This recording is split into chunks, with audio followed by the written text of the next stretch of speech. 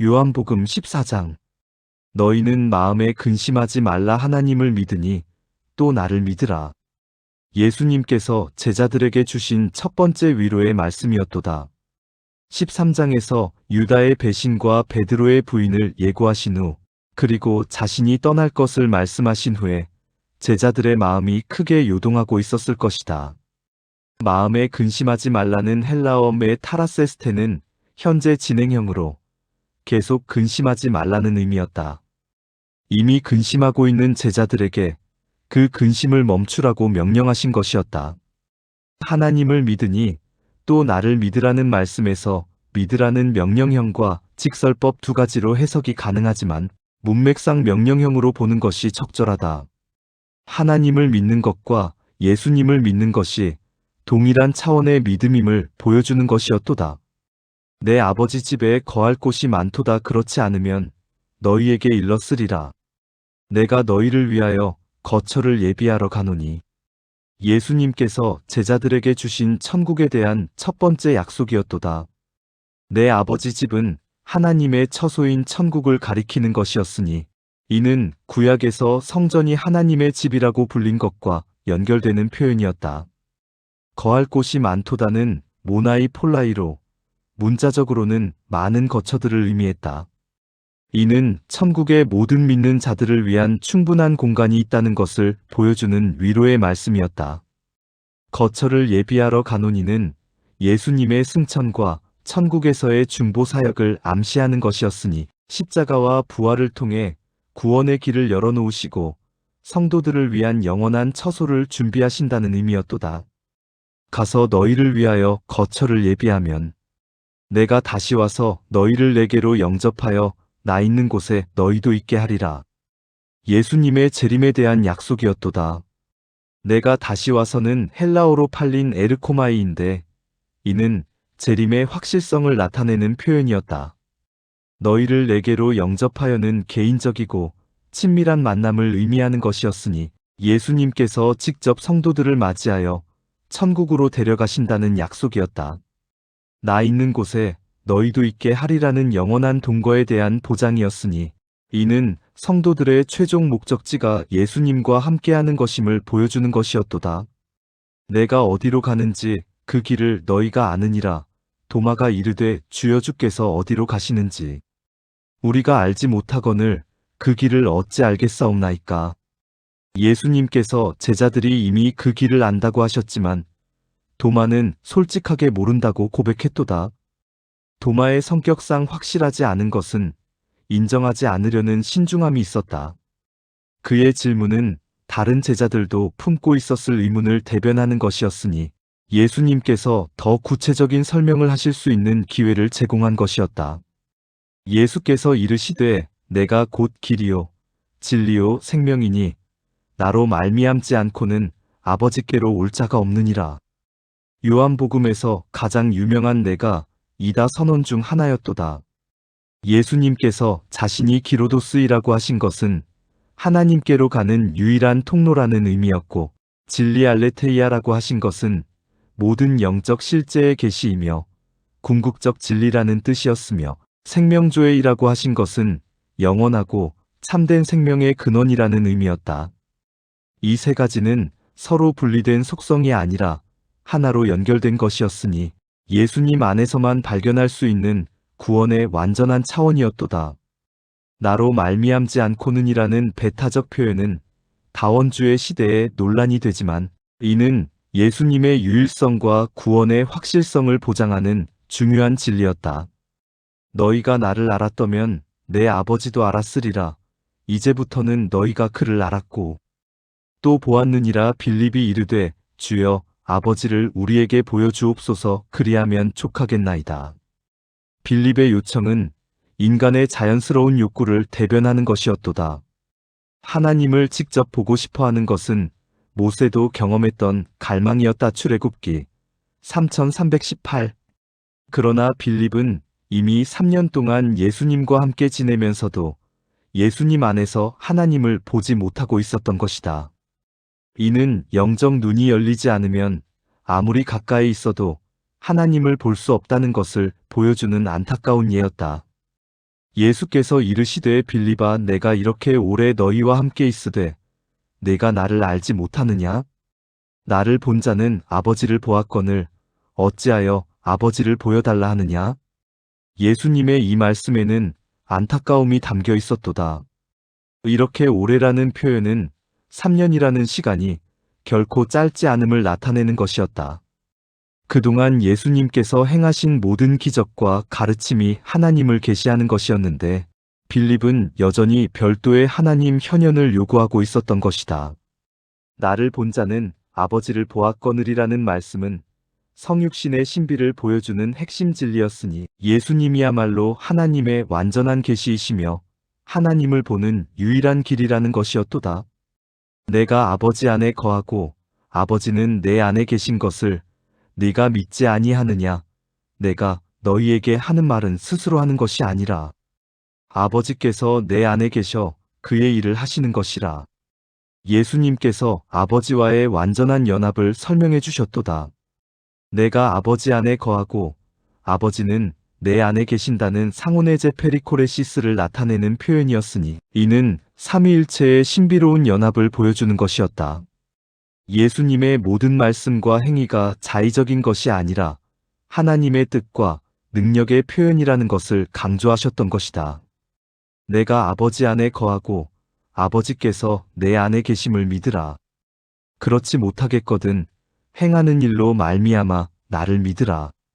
예수님께서 믿음의 두 가지 근거를 제시하셨도다. 첫째는 예수님 자신의 말씀에 대한 믿음이고 둘째는 그분이 행하신 기적들에 기초한 믿음이었다. 기적을 통한 믿음이 완전하지는 않지만 그것도 믿음으로 가는 하나의 통로가 될 수 있다는 것을 인정해 주셨던 것이다. 진실로 진실로 너희에게 이르노니 나를 믿는 자는 내가 하는 일을 그도 할 것이요 또한 그보다 큰 일도 하리니 이는 내가 아버지께로 감이라. 놀라운 약속이었도다. 믿는 자들이 예수님이 하신 일과 같은 일, 심지어 더 큰 일까지 할 것이라고 하셨다. 그보다 큰 일이 무엇을 의미하는지에 대해서는 여러 해석이 있지만 양적인 면에서 더 많은 사람에게 복음이 전파되고 더 광범위한 사역이 일어날 것을 의미하는 것으로 보인다. 사도행전에서 베드로가 한 번에 3,000명을 회개시킨 것이나 바울이 전 세계에 복음을 전한 것들이 그 예가 될 것이다. 이 모든 것이 가능한 이유는 예수님께서 아버지께로 가셔서 성령을 보내주실 것이기 때문이었도다. 너희가 내 이름으로 무엇을 구하든지 내가 행하리니 이는 아버지로 하여금 아들로 말미암아 영광을 받으시게 하려 함이라. 내 이름으로 무엇이든지 내게 구하면 내가 행하리라. 기도에 대한 놀라운 약속이었도다. 그러나 이 약속에는 중요한 조건이 있었으니 내 이름으로라는 것이었다. 이는 단순히 기도 끝에 예수님의 이름으로라고 말하는 형식적인 것이 아니라 예수님의 뜻과 일치하는 기도, 예수님의 성품에 합당한 기도를 의미하는 것이었다. 그리고 모든 기도 응답의 최종 목적은 하나님 아버지께서 아들을 통해 영광을 받으시는 것이라고 하셨도다. 너희가 나를 사랑하면 나의 계명을 지키리라. 사랑과 순종의 관계를 명확히 하신 말씀이었도다. 참된 사랑은 감정만이 아니라 행동으로 나타나는 것이며 그 행동은 계명에 대한 순종으로 구체화된다는 것이었다. 이는 순종이 사랑의 증거이자 표현임을 보여주는 것이었다. 내가 아버지께 구하겠으니 그가 또 다른 보혜사를 너희에게 주사 영원토록 너희와 함께 있게 하리니 그는 진리의 영이라 세상은 능히 그를 받지 못하나니 이는 그를 보지도 못하고 알지도 못함이라. 그러나 너희는 그를 아나니 그는 너희와 함께 거하심이요 또 너희 속에 계시겠음이라. 성령에 대한 첫 번째 약속이었도다. 또 다른 보혜사 알로스 파라클레토스라는 표현에서 알로스는 종류가 같은 다른을 의미하는 것으로 예수님과 동일한 성격과 사역을 하시는 또 다른 분이라는 뜻이었다. 보혜사 파라클레토스는 곁에 불러온 자라는 뜻으로 변호사, 위로자, 조력자의 의미를 모두 포함하는 것이었다.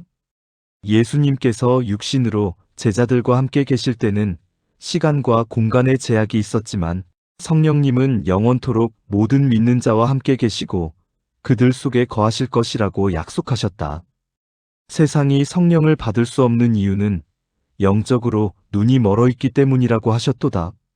내가 너희를 고아와 같이 버려두지 아니하고 너희에게로 오리라. 조금 있으면 세상은 다시 나를 보지 못할 것이로되 너희는 나를 보리니 이는 내가 살아있고 너희도 살아있겠음이라. 예수님께서 제자들을 고아처럼 버려두지 않겠다고 약속하셨도다. 이는 아버지 같은 보호자가 사라진 상황에 대한 두려움을 달래주시는 말씀이었다. 너희에게로 오리라는 성령을 통한 오심과 부활 후에 나타나심, 그리고 재림을 모두 포함하는 다층적 약속이었다. 내가 살아있고 너희도 살아있겠음이라는 부활 생명의 공유를 의미하는 것이었으니 예수님의 부활이 믿는 자들의 부활과 영생의 보장이 된다는 것이었도다. 그날에는 내가 아버지 안에, 너희가 내 안에, 내가 너희 안에 있는 것을 너희가 알리라. 그날은 부활과 성령 강림 이후를 가리키는 것이었도다. 그때가 되면 삼위일체적 연합과 믿는 자들과의 신비로운 연합이 더욱 분명히 체험되고 이해될 것이라고 하셨다. 이는 기독교 신앙의 핵심인 그리스도와의 연합을 설명하는 중요한 말씀이었도다. 나의 계명을 가지고 지키는 자라야 나를 사랑하는 자니 나를 사랑하는 자는 내 아버지께 사랑을 받을 것이요. 나도 그를 사랑하여 그에게 나를 나타내리라. 사랑과 순종과 계시의 선순환을 보여주신 말씀이었도다. 계명을 지키는 것이 사랑의 증거이고 그런 사랑을 하나님께서 받으시며 더 나아가 예수님께서 자신을 더욱 분명히 나타내 보이신다는 것이었다. 순종하는 자에게는 더 큰 계시와 체험이 주어진다는 영적 원리였다. 가룟이 아닌 유다가 이르되 주여 어찌하여 자기를 우리에게는 나타내시고 세상에는 아니하려 하시나이까. 이 유다는 야고보의 아들 유다다데오로 추정되며 가룟 유다와 구별하기 위해 가룟이 아닌이라고 명시했도다. 그의 질문은 왜 예수님께서 제자들에게만 특별히 자신을 나타내시고 온 세상에는 그렇게 하지 않으시느냐는 것이었다. 이는 메시아에 대한 유대인들의 기대가 공적이고 정치적인 현현이었기 때문에 나온 질문이었을 것이다. 예수께서 대답하여 이르시되 사람이 나를 사랑하면 내 말을 지키리니 내 아버지께서 그를 사랑하실 것이요. 우리가 그에게 가서 거처를 그와 함께 하리라. 나를 사랑하지 아니하는 자는 내 말을 지키지 아니하나니 너희가 듣는 말은 내 말이 아니요 나를 보내신 아버지의 말씀이니라. 예수님께서 유다의 질문에 대해 계시의 조건을 설명해 주셨도다. 예수님의 자기 계시는 무차별적인 것이 아니라 조건이 있다는 것이었다. 그 조건은 사랑과 순종이었으니 예수님을 사랑하여 그의 말씀을 지키는 자에게만 삼위일체 하나님께서 임재하신다는 것이었다. 우리가 그에게 가서 거처를 그와 함께 하리라는 표현은 하나님의 임재의 깊이를 보여주는 것이었으니 단순한 방문이 아니라 영구적인 동거를 의미하는 것이었도다. 내가 아직 너희와 함께 있어서 이 말을 너희에게 하였거니와 보혜사 곧 아버지께서 내 이름으로 보내실 성령 그가 너희에게 모든 것을 가르치고 내가 너희에게 말한 모든 것을 생각나게 하리라. 성령의 사역에 대한 두 번째 설명이었도다.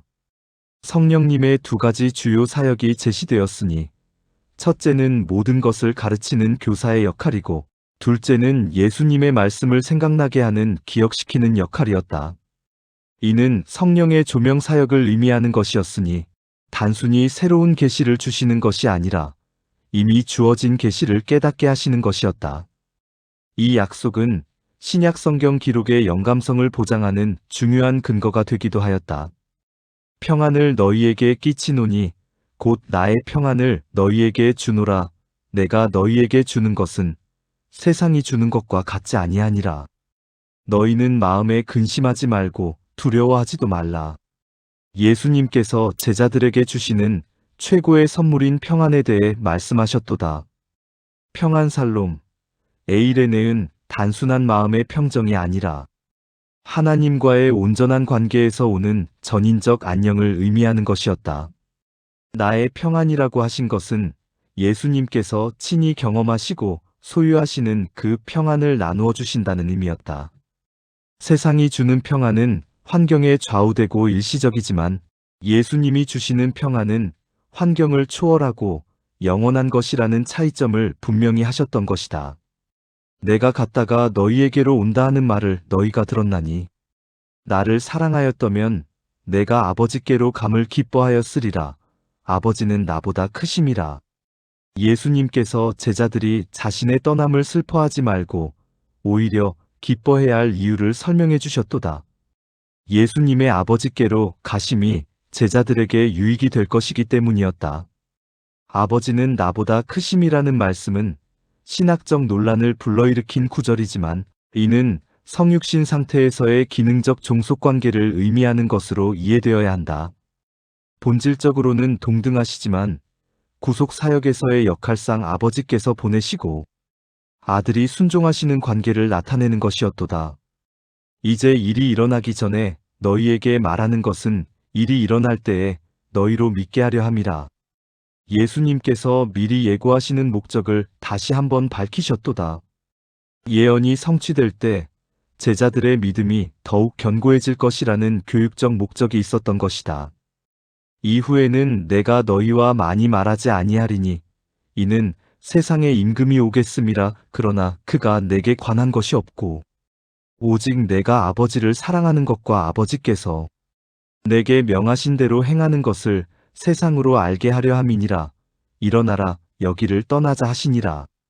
예수님께서 강화의 마무리를 하시며 겟세마네로 향하실 것을 예고하셨도다.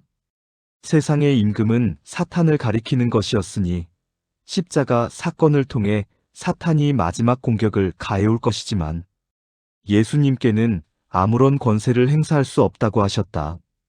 왜냐하면 예수님은 죄가 없으시고 온전히 아버지께 순종하시기 때문이었다.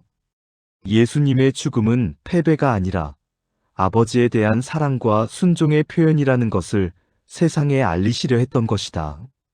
일어나라, 여기를 떠나자는 말씀으로 다락방에서의 대화가 끝나고 겟세마네로 향하시게 되었도다.